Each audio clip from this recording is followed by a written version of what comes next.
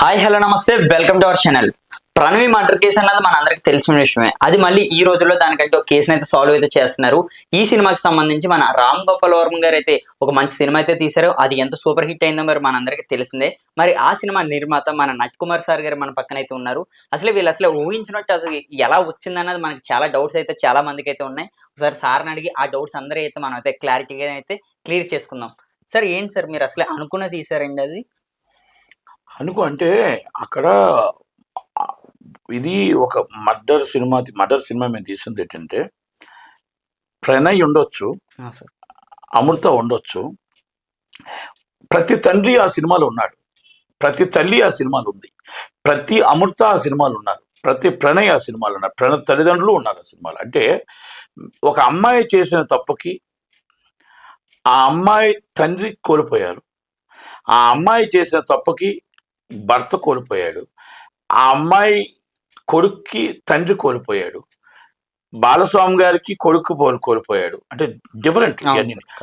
ఇక్కడ మనం ఒక క్షణ ఆవేశం, మనం ఓపిక పట్టి వాళ్ళని ఒప్పించి 22 సంవత్సరాలు మన మాట కాదని అల్లారు ముద్దుగా పెంచుకున్న పిల్ల మనం ఒక సంవత్సరం ఆగి మనం ఓపిక పట్టి ఉంటే బాగుండేది. రెండోది, ఇది కులాంతర వివాహం. ఎస్, కొన్ని ఉన్నాయి, పట్టింపులు ఉంటాయి, ఒప్పుకోరీలు.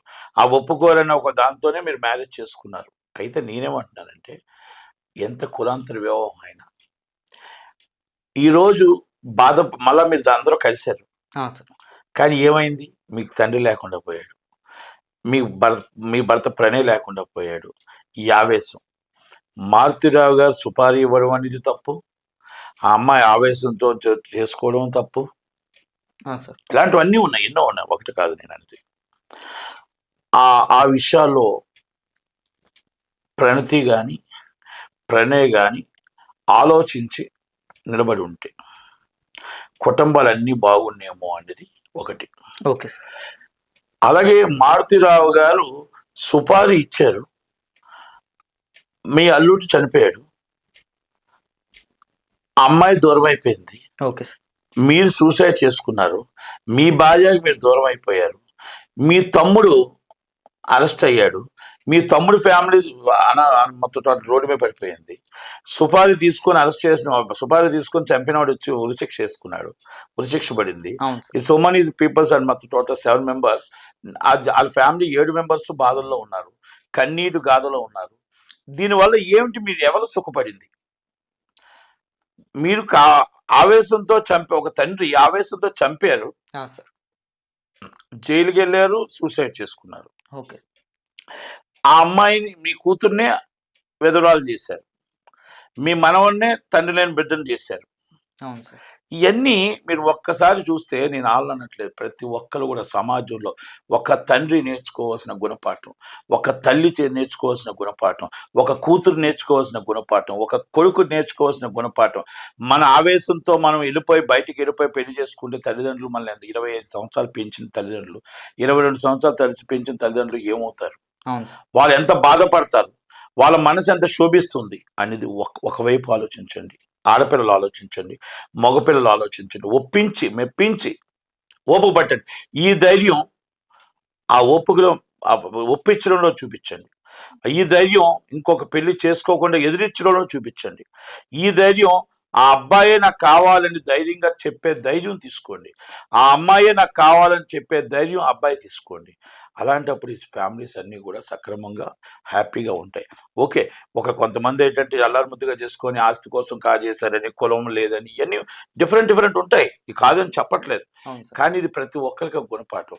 మీరు పెళ్లి నన్ను కాదని చేసుకున్నారని చెప్పేసి, మీరు ఆల్రెడీ కులాంతర వివాహం అని చెప్పేసి మీరు సుపారీ ఇవ్వడం వల్ల ఎన్ని అనార్థాలు వచ్చాయో, ఎంతమంది రోడ్డు మీద పడిపోయారు. ఈ ఆస్తులు 1000 కోట్లు ఏం చేసుకుంటారు? ఎవరు తింటారు? ఎవరున్నారని? ఇప్పుడు ఆ అమ్మాయి నాకు తెలిసి తల్లి దగ్గరికి వచ్చింది.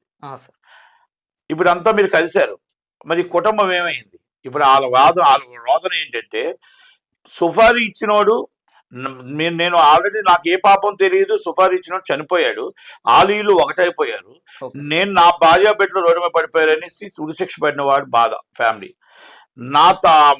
మా పెద్దనాన్న, మా అన్నయ్య వల్ల, నేను ఆ అమ్మాయి వల్ల అమృత వల్ల, మా అన్నయ్య వల్ల నేను నా కుటుంబం రోడ్డు మీద పడిపోయి నేను యావజ్జీవ 14 సంవత్సరాలు శిక్ష అనుభవించాల్సి వస్తుంది. ఈరోజు నా భార్య పిల్లలు రోడ్డు మీద పడిపోయారు, ఆ భార్య పిల్లల ఆవేదన. ఇంత ఆవేదన చెందుతూ మనం ఏం సాధించామని అడుగుతున్నా. ఈ ఆవేశం ఆపుకొని as per law, as rule ప్రకారం మనం వెళ్తే మనం ఈ సుపారీలు, ఈ రవడీజాలు, ఈ చంపడాలు దీంట్లో ఇదే కాదు, ప్రతి దాంట్లో కూడా మనం గంట ఆలోచిస్తే సరిపోతుంది. ఆవేశాల్లో చేసిన తప్పుకి ఇద్దరు అనుభవిస్తారు. ఒకరు చనిపోతే జీవితంలో అనుభవిస్తారు ఫ్యామిలీస్, ఒకరు బతికున్నా కూడా చంపిన వాళ్ళు జైల్లో అనుభవిస్తారు. అంటే ఈ 2 కుటుంబాలకి బాధే. అదొక్కటి అర్థం చేసుకోండి, 2 కుటుంబాలకి బాధే. ఒకప్పుడు మీరు అనుకునేవారు చంపేస్తే దొరకవేమో, మన 6 నెలలు వచ్చేస్తాం బయటికి. ఇప్పుడు అలా లేదు. ఇస్ ద టెక్నికల్ ఎవిడెన్సెస్ అయితే మొత్తం మన ఫోన్ ఎక్కడుంది, మనం ఎక్కడున్నాం, మన కదలిక ఏంటి, మనం ఏంటి అనేది ఎస్పీ రంగనాథ్ గారు చాలా ఒక ఛానల్లో ఇందాక చెప్పారు, చాలా అద్భుతంగా చెప్పారు ఆయన. ఎందుకంటే ఆయన అప్పుడు ఎస్పీ మన నల్గొండ ఎస్పీ కనుక ఆయన చాలా బాగా చెప్పాడు. అలా మీరు ఒక్కసారి అర్థం చేసుకోగలగాలి. ఎవరైనా సరే పిల్లలకి మేను, తల్లిదండ్రులకి మేను, ప్రతి ఆడపిల్లున్నా మగపిల్లలున్నా పిల్లలు ఉన్న వాళ్ళకి ఆవేశంలో ఆలోచించకండి, అరగంట ఆలోచించండి. మనం ఆలోచించిన ఒక్క నిమిషం అయినా సరే మన ఫ్యామిలీస్ మనం బాగుపడతాయి. 2 కుటుంబాలు బాధపడమే తప్ప ఈ ఆవేశం వల్ల ఈరోజు కుటుంబాలు మనం బాధతో కన్నీరు పెట్టుకోవడమే తప్ప ఏ ఒక్కటి ఉండదు అనేది ఈజ్ అ ప్రణయ్ తీర్పుని నిదర్శనంగా ఒక గుణపాఠంగా తీసుకోండి.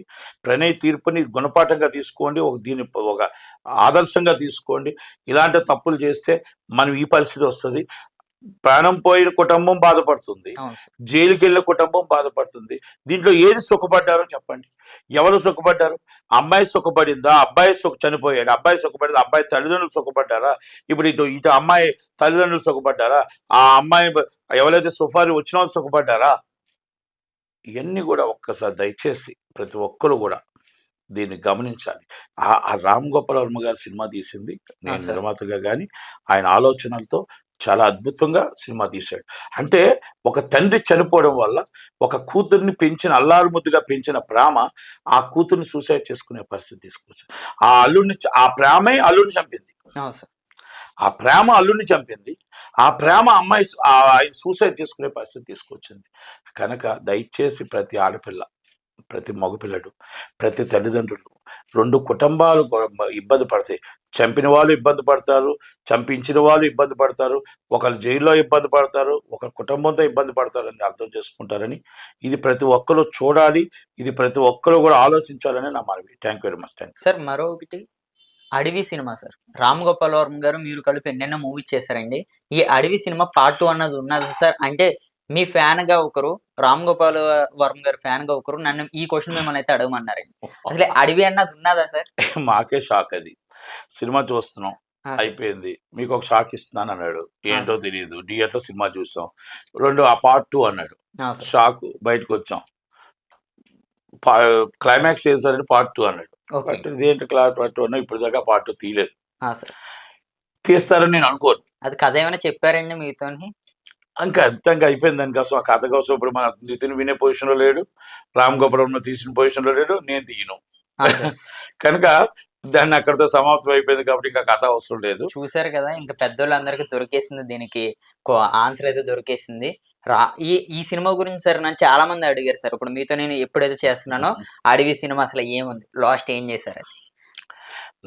చేశారు, పార్ట్ 2 చూడండి అన్నారు. అంతే.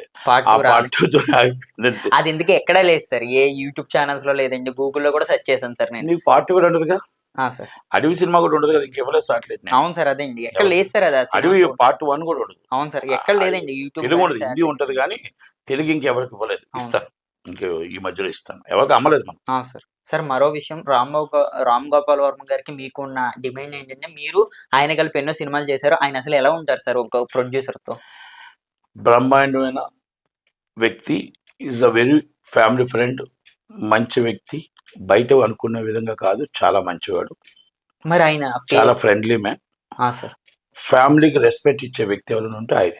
సరే, మరి కెమెరా ముందు ఫీలింగ్స్ అంటే అది ఒక డిఫరెంట్, అంతే తప్ప ఆయన సినిమా వేరు, ఫ్యామిలీ ఫ్రెండ్స్ వేరు, ఫ్యామిలీ వాల్యూ ఇచ్చేది వేరు, ఇదంతా ఒక డిఫరెంట్. అందుకని ఆయన మనం వెరీ వెరీ గుడ్ ఫ్రెండ్ అంతే. Ram Gopal. Thank you sir. Thank you.